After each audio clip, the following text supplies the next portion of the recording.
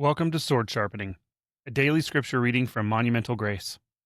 Our objective is to help people struggling with suicide follow Christ, replacing their despair with His divine purpose, transforming their darkest moment into a beacon of His light as they encounter God's monumental grace. I'm Chuck Kelly, and the purpose of the Sword Sharpening podcast is simple: to slow down, stay in one book of the Bible, and sharpen our knowledge and usage of Scripture through repeated exposure to the Word. Each day, for 1 month, we read the same book of the Bible together, not to rush through God's Word, check off a list, or complete a Bible in a year plan. We want to know Scripture deeply, faithfully, and accurately. As God's Word is repeated day after day, patterns emerge, doctrine becomes clearer, conviction deepens, and truth settles into the heart. We learn it and know it like never before. The author of Hebrews tells us in chapter 4, verse 12, "For the word of God is living and active and sharper than any two-edged sword." So wherever you are, driving, working, praying, or sitting quietly with your Bible open, let the Lord use His word to renew your mind, strengthen your discernment, sharpen your conviction, and conform you to Christ. This is Sword Sharpening, and we will be reading from the Legacy Standard Bible Translation. Let us hear the word of the Lord. Colossians, chapter 1. Paul, an apostle of Christ Jesus, by the will of God, and Timothy our brother, to the saints and faithful brothers in Christ in Colossae, grace to you and peace from God our Father.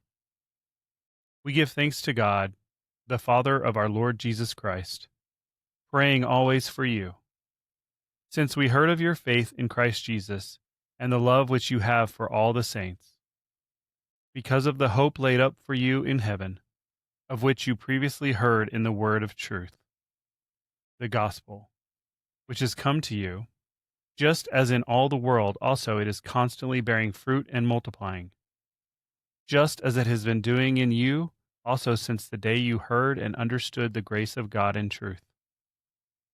Just as you learned it from Epaphras, our beloved fellow slave, who is a faithful servant of Christ on our behalf, who also informed us of your love in the Spirit. For this reason also, since the day we heard, we have not ceased to pray for you and to ask that you may be filled with the full knowledge of His will in all spiritual wisdom and understanding, so that you may walk in a manner worthy of the Lord, to please Him in all respects, bearing fruit in every good work and multiplying in the full knowledge of God, being strengthened with all power, according to His glorious might, for the attaining of all steadfastness and patience, joyously giving thanks to the Father, who has qualified us to share in the inheritance of the saints in light, who rescued us from the authority of darkness and transferred us to the kingdom of the Son of His love, in whom we have redemption, the forgiveness of sins, who is the image of the invisible God, the firstborn of all creation. For in Him all things were created, both in the heavens and on earth, visible and invisible, whether thrones or dominions or rulers or authorities. All things have been created through Him and for Him. And He is before all things, and in Him all things hold together. And He is the head of the body of the church, who is the beginning, the firstborn from the dead, so that He Himself will have come to have first place in everything. For in Him all the fullness of God was pleased to dwell, and through Him to reconcile all things to Himself, having made peace through the blood of His cross, through Him, whether things on earth or things in heaven. And although you were formerly alienated and enemies in mind and in evil deeds, but now He reconciled you in the body of His flesh through death, in order to present you before Him, holy and blameless, and beyond reproach, If indeed you continue in the faith firmly grounded and steadfast, and not moved away from the hope of the gospel, which you have heard, which was proclaimed in all creation under heaven, and of which I, Paul, was made a minister. Now I rejoice in my sufferings for your sake, and I fill up what is lacking of Christ's afflictions in my flesh, on behalf of his body, which is the church, of which I was made a minister according to the stewardship from God given to me for you, so that I might fully carry out the preaching of the word of God. That is, the mystery which has been hidden from the past ages and generations, but has now been manifested to his saints, to whom God willed to make known what is the riches of the glory of this mystery among the Gentiles, which is Christ in you, the hope of glory. Him we proclaim, admonishing every man and teaching every man with all wisdom, so that we may present every man complete in Christ. For this purpose I also labor, striving according to his working, which he works in me in power. Chapter 2. For I want you to understand how great a struggle I have on your behalf, and for those who are at Laodicea, and for all those who have not seen my face in the flesh, so that their hearts may be encouraged, having been held together in love, even unto all the wealth of the full assurance of understanding, unto the full knowledge of God's mystery, that is, Christ himself, in whom are hidden all the treasures of wisdom and knowledge. I say this so that no one will delude you with persuasive argument. For even though I am absent in body, nevertheless I am with you in spirit, rejoicing to see your good order and the stability of your faith in Christ. Therefore, as you received Christ Jesus the Lord, so walk in him, having been firmly rooted and being built up in him, and having been established in your faith, just as you were instructed, and abounding with thanksgiving. See to it that no one takes you captive through philosophy and empty deception, according to the tradition of men, according to the elementary principles of the world, and not according to Christ.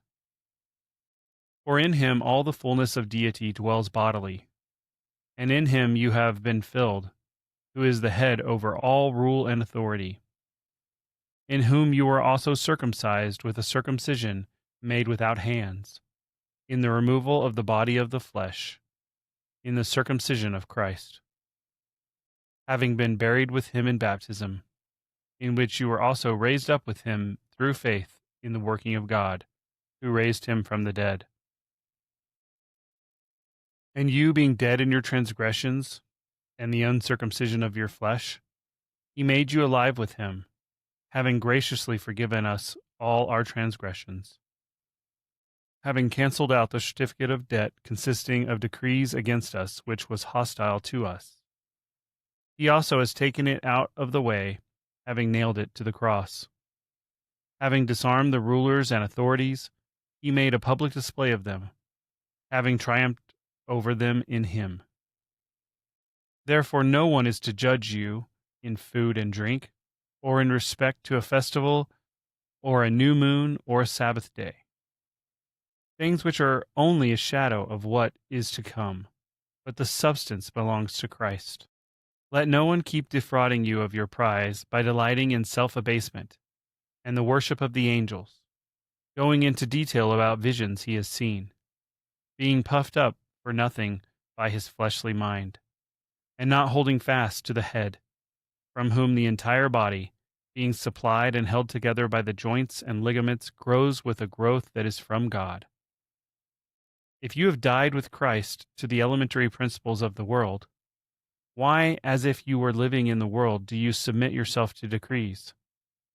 Do not handle, nor taste, nor touch, which deal with everything destined to perish with use, which are in accordance with the commands and teachings of men, which are matters having, to be sure, a word of wisdom in self-made religion and self-abasement, and severe treatment of the body, but are of no value against fleshly indulgence.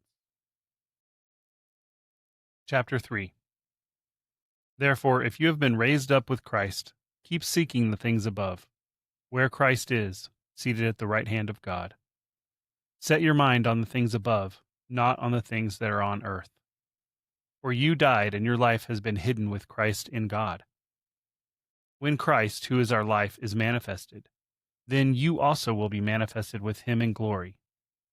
Therefore, consider the members of your earthly body as dead to sexual immorality, impurity, passion, evil desire, and greed, which is idolatry. On account of these things, the wrath of God is coming upon the sons of disobedience. And in them you also once walked, when you were living in them. But now you also lay them all aside: wrath, anger, malice, slander, and abusive speech from your mouth. Do not lie to one another, since you put off the old man with its evil practices, and have put on the new man, who is being renewed to a full knowledge according to the image of the one who created him. A renewal in which there is no distinction between Greek and Jew, circumcised and uncircumcised, barbarian, Scythian, slave, and free man. But Christ is all and in all. So as the elect of God, holy and beloved, put on a heart of compassion, kindness, humility, gentleness, and patience, bearing with one another and graciously forgiving each other. Whoever has a complaint against anyone, just as the Lord graciously forgave you, so also should you. Above all these things, put on love, which is the perfect bond of unity. And let the peace of Christ rule in your hearts, to which indeed you were called in one body, and be thankful. Let the word of Christ dwell in you richly, with all wisdom, teaching and admonishing one another with psalms and hymns and spiritual songs, singing with gratefulness in your hearts to God. And whatever you do in word or deed, do all in the name of the Lord Jesus, giving thanks to God the Father through him. Wives, be subject to your husbands, as in fitting in the Lord. Husbands, love your wives and do not be embittered against them. Children, obey your parents in all things, for this is pleasing to the Lord. Fathers, do not exacerbate your children, so that they will not lose heart. Slaves, in all things obey those who are your masters, according to the flesh, not with eye service as men pleasers, but with integrity of heart, fearing the Lord. Whatever you do, do your work heartily, as for the Lord rather than for men, knowing that from the Lord you will receive the reward of the inheritance. Serve the Lord Jesus Christ. For he who does wrong will receive the consequences of the wrong which he has done, and that without partiality. Chapter 4.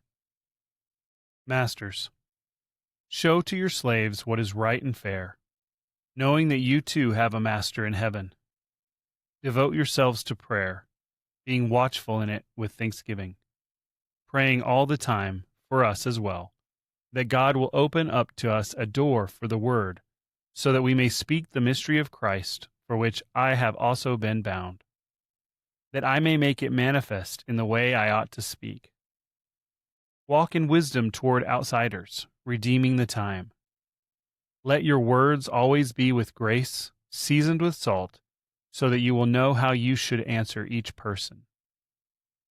Tychicus, our beloved brother and faithful servant and fellow slave in the Lord, will make known to you all my affairs, whom I have sent to you for this very purpose, that you may know about our circumstances, and that he may encourage your hearts.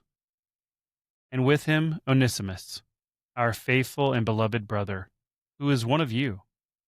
They will inform you about the whole situation here. Aristarchus, my fellow prisoner, sends you his greetings, and also Mark, the cousin of Barnabas, about whom you received instructions. If he comes to you, welcome him. And also Jesus, who is called Justus. These are the only fellow workers for the kingdom of God who are from the circumcision, and have been proved to be a comfort to me. Epaphras, who is one of your number, a slave of Christ Jesus, sends you his greetings, always striving for you in his prayers, that you may stand complete and fully assured in all the will of God. For I testify for him that he has a deep concern for you and for those who are in Laodicea and Hierapolis. Luke, the beloved physician, sends you his greetings, and also Demas. Greet the brothers who are in Laodicea, and also Nympha, and the church that is in her house. And when this letter is read among you, have it also read in the church of the Laodiceans. And you, for your part, read my letter that is coming from Laodicea. And say to Archippus, take heed for the ministry which you have received in the Lord, that you may fulfill it. The greeting is in my own hand, Paul. Remember my chains. Grace be with you. You have been listening to Sword Sharpening from Monumental Grace. Continue in the Word today. Read it carefully. Meditate on it prayerfully. Return to it repeatedly. Hide it in your heart, and remain watchful in your walk with Christ. As Paul writes in his second letter to Timothy, all Scripture is God-breathed and profitable for teaching, for reproof, for correction, for training in righteousness, so that the man of God may be equipped, having been thoroughly equipped for every good work. If this daily Scripture podcast has encouraged you, share it with someone who needs more of God's Word in their life. May the Word of Christ dwell within you richly. Until tomorrow, put on the full armor of God, stand firm in the faith, and keep your sword sharp.